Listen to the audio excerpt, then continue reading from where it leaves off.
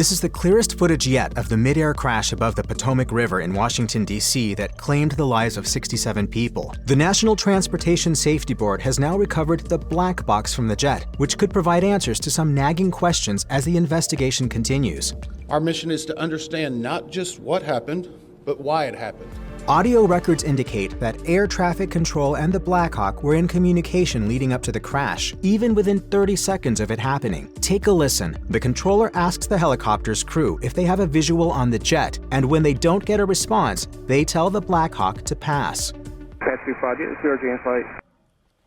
Pass 25, pass 100, 0J. At this point, the Black Hawk replied that they had the aircraft in sight and requested visual separation, which means that a pilot wants a route or instructions to safely get away from another aircraft. The logical assumption is that the Black Hawk pilot couldn't see where Flight 5342 was or couldn't see clearly enough. But it's unclear as of the making of this video why the Black Hawk didn't respond to air traffic control sooner, or why the Black Hawk was doing training exercises so close to the airport's runways in the first place.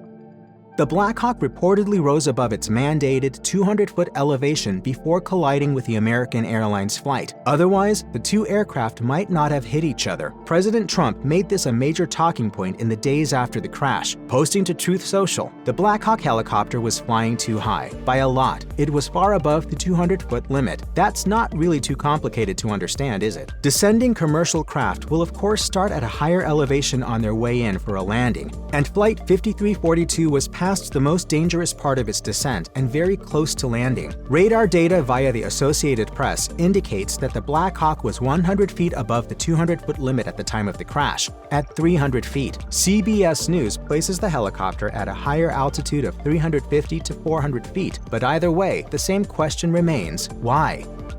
In February 2024, a group of U.S. senators warned that the Senate Commerce Committee's decision to shuttle more flights to Ronald Reagan Washington National Airport was a profoundly reckless decision because the airport's runway is already the busiest in the country. Fast forward to the recent disaster, and NBC News reporting that the airport was having staffing problems, and that staffing on the night of the flight was, quote, not normal. In fact, across the entire United States, the number of air traffic control staff dropped by 9% from 2011 to 2023. On NBC News, a former NTSB investigator said that there was one air traffic controller on duty on the night of the crash, not two. Typically, you have a controller dedicated to helicopters, another one dedicated to planes on this very, very busy and congested traffic.